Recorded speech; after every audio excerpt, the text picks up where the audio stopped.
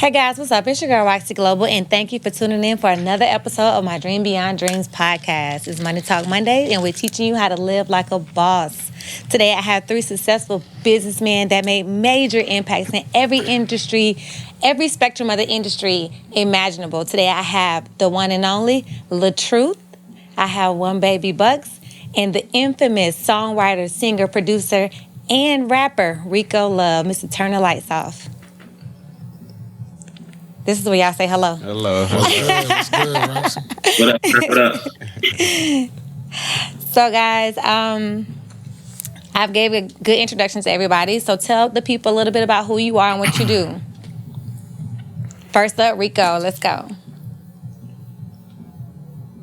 I'm Rico Love, songwriter and producer. I'm a dad. That's my most important title, my favorite title.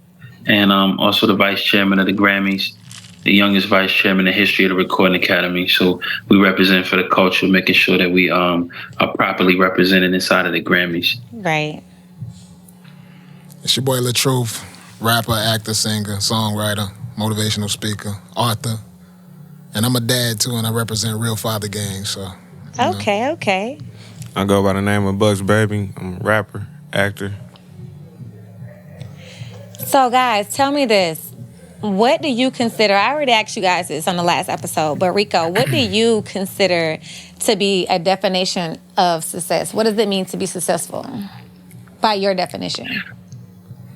Success is setting a goal and reaching the goal consistently.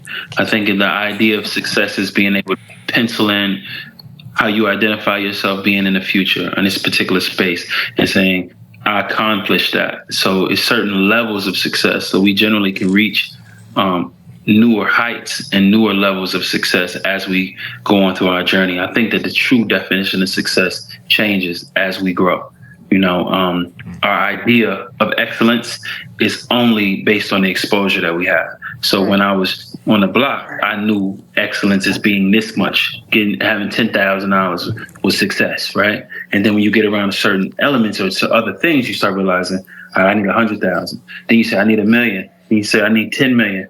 Now you need 100 million. Right. So it's certain level of success. And that's just putting a monetary value on it. It may not necessarily be monetary, but it's just about seeing a goal, going after the goal and reaching the goal and understanding that there are going to be more goals that follow. So basically, never get complacent. Never get comfortable where you're at. Absolutely. It's impossible if you're on that journey. It's impossible. Like you start realizing that the things that we dreamt of, ambitious people at least, will start realizing that there'll never be enough for us. There'll never be enough for us. There's always a higher and greater. And I don't want to limit that to money. I think money is so cheap. I think it's certain levels of intellectual goals and positions and status and being next to certain people and being able to grow within yourself. So I think that's the true level of success, and it's something that we all have to identify individually. Correct. So you all are independent. You've all been independent at some point. I know, Rico, you've done a lot of different things. So I don't know if you're considered an independent artist still or no. I think I operate in ownership. I own everything, every aspect and element of my career. Okay. So I definitely would say in some instances that's independent. I wouldn't consider myself an artist in the same perspective as a performing at this point in my career. But I'm always an artist because I'm always creating. Makes sense. That makes sense. So in terms of entrepreneurship and being a businessman, what is the untold truth that people don't tell you coming into this industry? Don't everybody jump at once. Okay. That's one of the ones you got to think a little bit. Think about that a little bit. Now, I would say that nobody, there is no sob story. Nobody's going to feel sorry for you in this business. There's nothing that you experienced that a bunch of other people. There's nothing you've experienced that a bunch of other people can't say that they've experienced. Right. So I think that the most incredible lesson that I've learned was that nobody's going to feel sorry for you. I got sued for $4.5 million in 2016. I had to file for bankruptcy. I lost my house. I lost everything. every relationship that I thought was meaningful, not everyone, so many relationships I thought were meaningful started to crumble. Right. And I started realizing that if I were to tell that story as it was happening, I would have been like treated like a leper. People run from you when they see the walls falling around you. But I waited until I got through it, and then I started telling the story because I understood that nobody cares. Nobody cares about what's going on in your life. They got their own thing going on, it's almost like they're afraid of you. They're afraid to touch you if they see the world falling down around you. Like so, it's the thing I contagious learned in and this shit. business, exactly. The thing I've learned in this business is to understand that nobody's going to feel sorry for you. You are your own responsibility. Nobody owes you anything. I don't care how many hit records you wrote for them. I don't care how many opportunities you created for them. You owe it to yourself to get back. They don't owe you anything. You gotta keep your feelings in your heart. Facts. Got to. Nah, Just that's push what forward. Just don't know. Ain't nobody trying to hear that shit. Right. Keep going. But then when you come out on the other side and they see you made it through. You talk that talk, then you say whatever you want. Oh, God. So do you all consider it being a such thing as easy money coming into this industry? No. Nah, I wouldn't say it's easy. I mean, definitely hard You work. gotta work for everything. Ain't no cheating. Gotta put the work in. It ain't gonna just come. It ain't gonna fall in your lap. So ever. What you think, Rico? I know your answer. No easy money. There's no such thing as easy money. There are opportunities that may seem like I feel like you got to put in that 10,000 hours. So Right. I think that you get to a certain point in your career where you'll get paid a large amount of money for something that took you 5 minutes to do. But even with that, it took you that many years to be able to get to the level to earn that and gain that. So it's never easy, even though it may seem natural.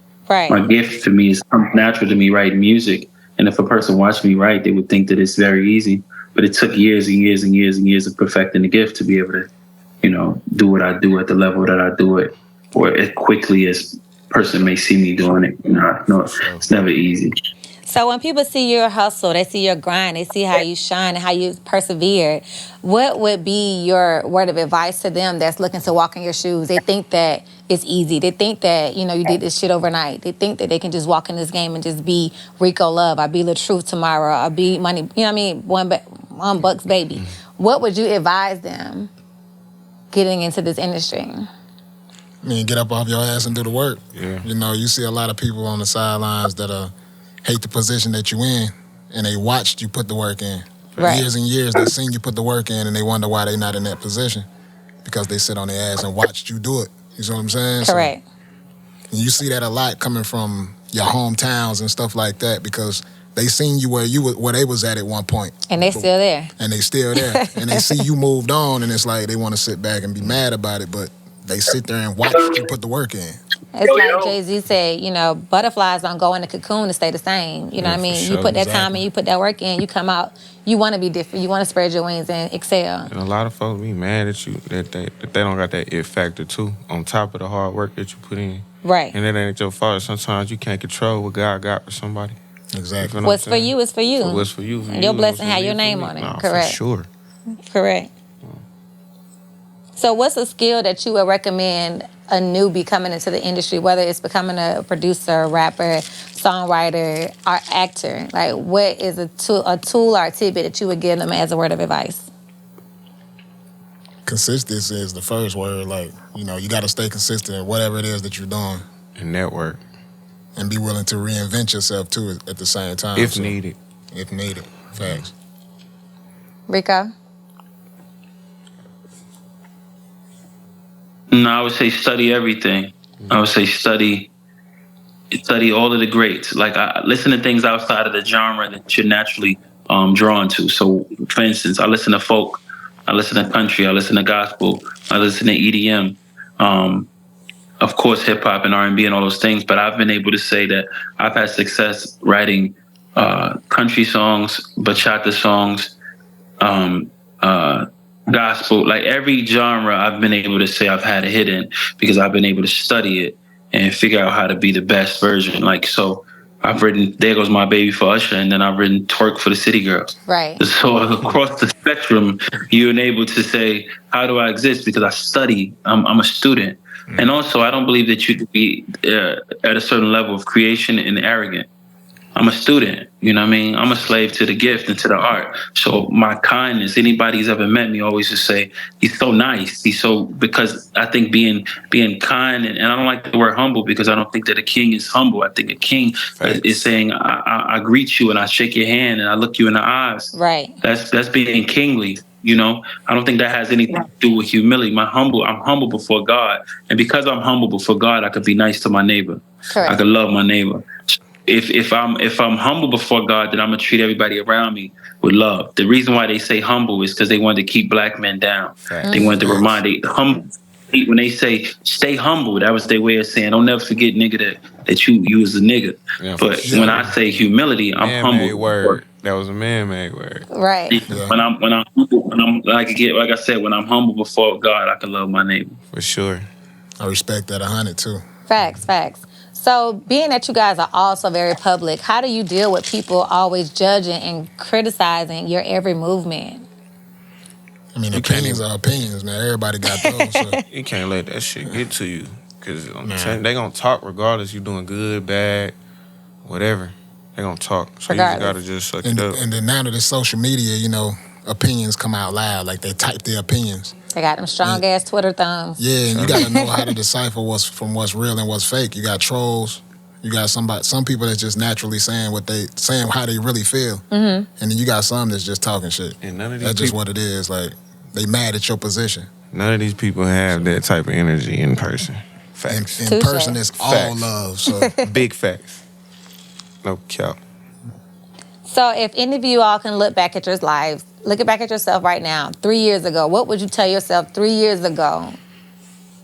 What would be your tidbit of fact or information you would tell yourself that would be detrimental to who you are today?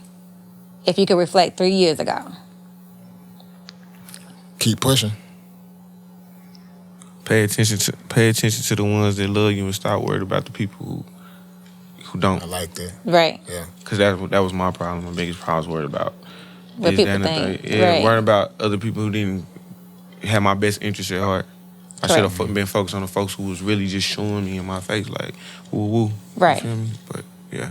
What about you, Rico? What would you tell yourself 3 years ago?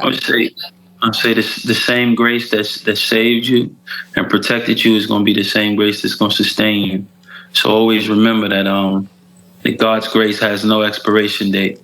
Right. And is always available to you, regardless of how you see yourself or the errors that you made. A lot of times we make the same mistake over and over again. We think we put ourselves outside of God's grace. And I always remind myself that how arrogant would I be to think that God is punishing me? I would have to believe that I'm good enough to receive the blessings he's ever given me. And I'm not. I'm not worthy of any of the blessings. So how could I be worthy of him cursing me? Like, how?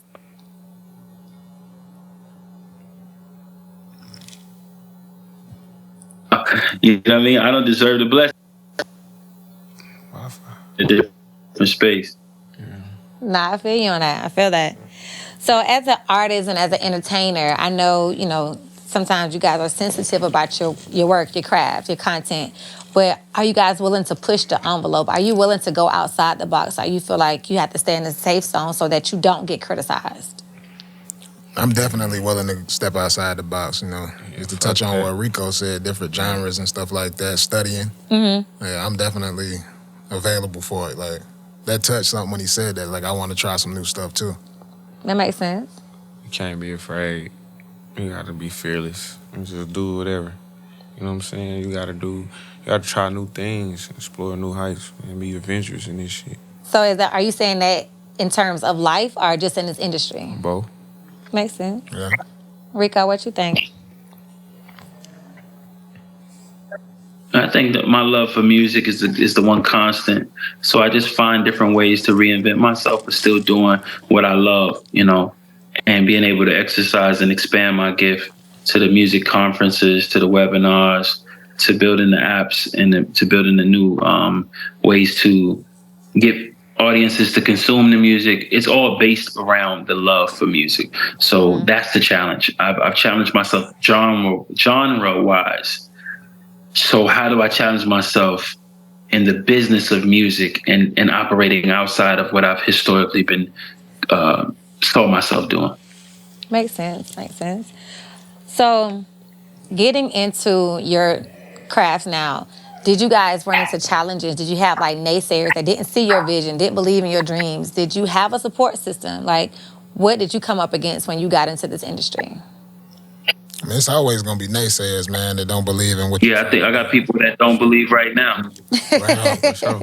I'm from Facts. They see it and they don't believe it. It's people that don't believe right now. You know what I mean? I'm from Kansas City. Yeah, so it don't even this business was what have you done for me lately? Facts. You know what I mean? Facts. I went through a period in my career where I had hits every year for 8 years, right? And then when I went a year without having a hit record on radio, people were asking me like, "Yo, what you doing with your life?" You know what I mean?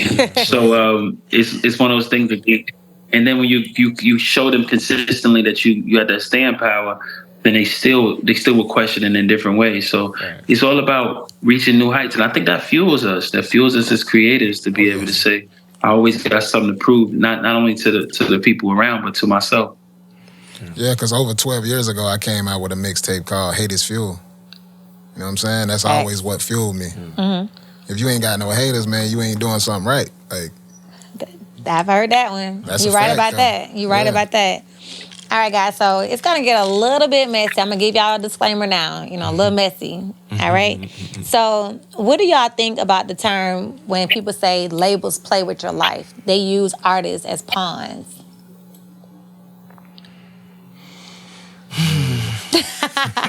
It's the sigh for me. Yeah, the record company is always gonna think about how they can earn, right? At the highest level. They want to make a 3,000% return on their investment. So if that means that they got to find every loophole in which that you got to pay them back for every piece of it or out of your percentage, always know that if you do a deal and your percentage is 10%, then you don't get paid 10% based upon what you earn. You have to pay back what you borrowed out of your 10%. You understand what I'm saying? So that means that if your album came out and you spent $2 million, but your album made $10 million, then your 10% has to be worth $2 million before you see a dollar. You get what I'm saying? Until your 10% is worth $2 million, you don't get a dollar. Now, the new business is different because of streaming. It's giving power to the artists in a way that they can advance more money. They're making a shit ton more money up front. But a lot of times it's still being robbed on the back end.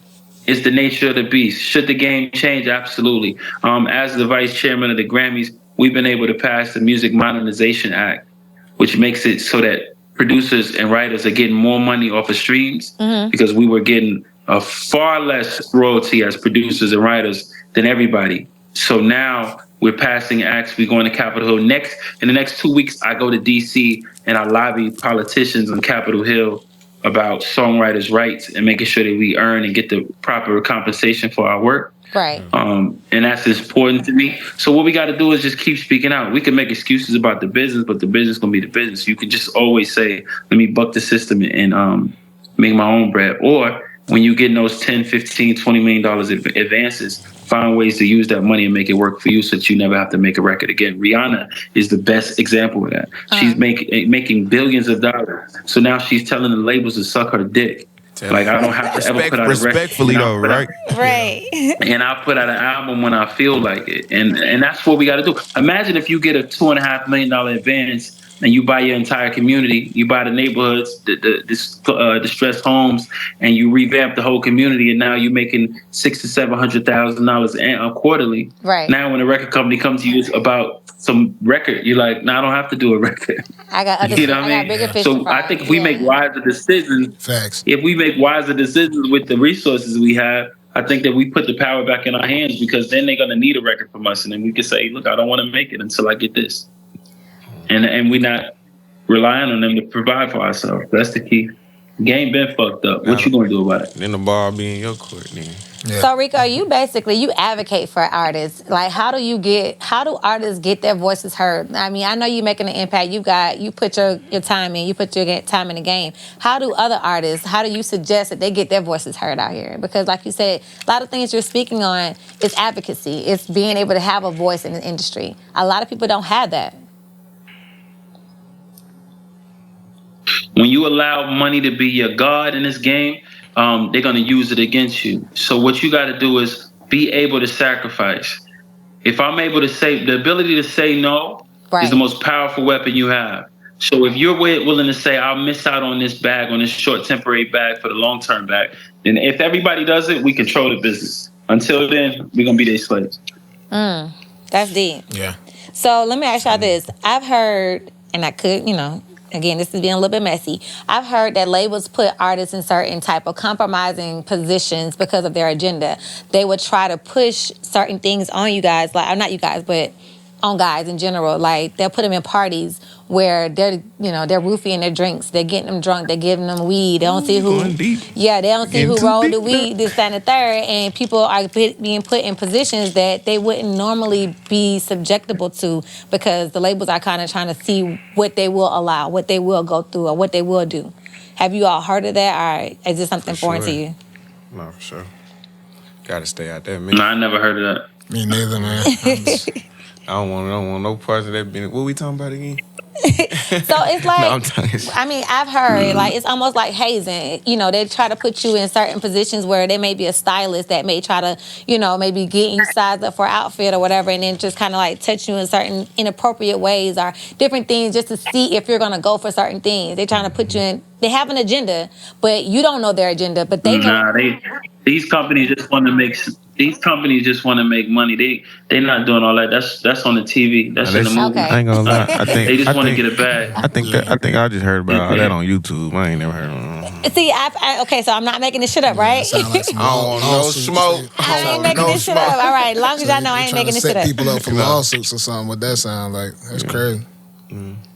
It could be, but I just heard that they just Yeah. kind of like, a lot of people are coming out the closet saying that, like those B2K boys and stuff like that, saying that things happened to them, back in the day. They were drugged, they were, roofied, this, that, and the third, because they were put in certain compromising positions. And I heard that sometimes the labels are behind it. Yeah. Okay, cool. Maybe. We the only ones that heard it. So let me ask y'all this. Now, being in the industry, Rico, I already know the answer for this one for you. LaTruth, I probably know the answer for you too. But do y'all have girls that are looking to become up-and-coming artists that kind of have an agenda? And like you said with me earlier, they try to flirt with you to try to get their, get some airtime or get on the label or get on the song. Opportunists. Exactly. Yeah. Stay away. I'm telling you, you can read them folks a mile away. I ain't gonna lie to you. You feel me? Everybody gonna try to take. They gonna try it for sure.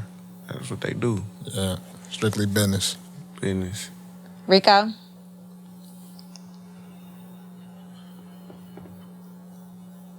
Yeah, I don't be experiencing stuff like that, because I kind of, if I'm working with an artist, I give like big brother energy to him. Right. But in general, people are gonna, I meet more groupie guys than I do girls in the game. I Really? meet guys who want to be around and say anything to be accepted, type shit. But Facts. yeah, of course, in general, when you're a person of means, you're gonna attract opportunistic women. That's just natural, or you meet a girl on Wednesday, and then on Thursday her life falling apart, type shit. So that's just how the nature of success, Yeah. But I think I don't really run too much into that as far as singers is trying to get. I don't really run into that, but I'm very selective about how I move and who I allow in my space. I'm not really outside, so I really like to be like I'm at home working tonight. You know what I mean? I just like to focus on the work. But I guess that come with the game. But I don't experience it at the level that most people would assume. Right. I got you. So, being an artist, being entertainers, being actors, like, what do you do? I know your mindset, having a good mindset, having good energy, being at peace. What do you do to kind of like get in your zone, your vibe? Like, what do you do before you like clock in? You go into the studio, like, how do you set your vibe? How do you set your energy? Just lock in for real. Just focus. Yeah, I mean, Just focus. For me, it's according to the beat. You know what I'm saying? Like, that's how I get my vibe. As soon as I hear a certain type of track, So that's how I get in my mode with that. You speaking about what energy level we be on before we even go in the studio, right? Correct. Yeah, Oh, okay. just vibing. Yeah. Just like, just focus, just trying to go in there and just make good vibes, good music. You feel me? Good energy around, good people in the studio. Sometimes I don't even like people, and just me and the engineer sometimes, and probably the cameraman. But Right. other than that, just good vibes, good energy. Yeah. And what you're going through, whatever you're going through, you know, that'll help you with that vibe as well, too. Makes sense. Because I definitely put my life into the music, so. Mm-hmm. So when you go in the studio, basically what you're recording is what you're feeling? Yeah. Facts.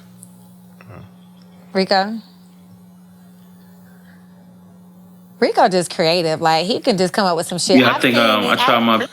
I've seen him in the studio and he just be like a whole beast. Yeah. I try my best to. I think the key to a hit record is to say the thing that's most commonly said in a way that's never been said before. So I try to think of those relatable things, and I think about a way to express it in a way that I don't think most people would think to express it. We're speaking for the people. You know what I mean? If a guy wants to talk to a girl and he don't know how, my job is to do it for him. He should be able to put a song on, and it should be able to speak for what he's feeling. If a girl is feel emotional and doesn't know how to relate that to the guy she's seeing, my job is to write it for her. So that all she needs to do is just play on the song. So that's the key for me, is be able to listen to people, pay attention to me, and feel like I can speak the language that they may not know how to speak for themselves. Game on game. Facts. So did you all take the traditional route into getting into your craft? Like, did you go to college, or you just basically knew that this was the goal for you? You knew straight out of high school, like, this is what I wanted to do. I just knew from a kid all the way up. You know, I just started doing music. I never went to school for it or none of that. So. Rico, what about you? You've been doing this since you've been walking. Yeah. I think the business was a lesson for me. I came up in the game under Jagged Edge and sitting in their studio, and then worked with Usher, and then watched him, and then got with Mace, and Mace raised me, you know, and Puff, Right. and you know, and just develop on some creative giants. And I've always been a student. I'm still a student now. I'm still learning now. There's nothing. There's no level I'm gonna get to where I won't learn. So. No, for sure. So what would you guys consider so far in your careers as your biggest accomplishments so far?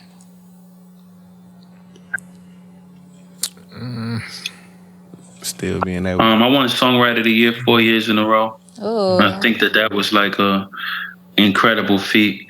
And also, I don't know. I think more than anything, it's just being able to say my name without saying what I've written. I think that's the level of success I'm blessed enough to be able to attain. For sure. You know, most people got to say, I did this song, I did that song. Right. I always tell people, if you got to tell which songs you did, you ain't did enough. So I think that I'm blessed enough to say that I don't have to quote the records I've done. I just can stand on my name, and I'm still building that name. So I don't want to say it like in a way that like I made it, because I feel like I'm reaching higher heights, and I don't feel like I've done enough. But I do know I've been able to establish a brand for myself, and I think that's my greatest accomplishment. Turn the lights off. Definitely being able to establish a brand and build a following of millions of followers all across all platforms, doing it independently. So that's a great accomplishment. I agree. I definitely agree. Standing 10 toes flat on it too. Most definitely. I feel like just beating the odds after everything I done went through. You feel me? And still being able to be out and creating, and people still, my fans still want to hear more from me and still want to see me work. Right. And they ain't gave up on me because, you know, I went through a lot that could have tricked me out the streets forever. Right, you feel what I'm saying? So I'm just thankful. That's my biggest accomplishment, freedom, and still being able to be creative and still push forward. You know what I'm saying? So as an entrepreneur, as a businessman, as moguls, a word of advice that you would give a newbie learning how to, one, become an entrepreneur, or learning how to study the craft, learning how to step into this field, what would you give them as a tidbit to take away from this whole conversation?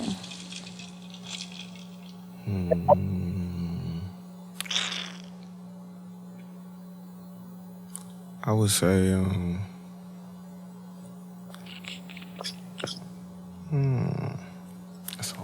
back to you. Yeah. I would say dedicate yourself to the art. None of us are bigger than the art. No matter how much success we've seen, no matter how much money you make, none of us are bigger than the art. Michael Right. Jackson, as big as he is not bigger than the art. You know, Beyonce, as big as she is, she's nothing if she don't have the success of creating incredible art. Yeah, because the Right. art So, made if you dedicate yourself to the art, if you obsess yourself over being the greatest and perfecting your craft and respecting the art, it's so many doors that'll open up for you. But if we start seeing ourselves as bigger than actual music or the craft, that's when we lose every time. facts.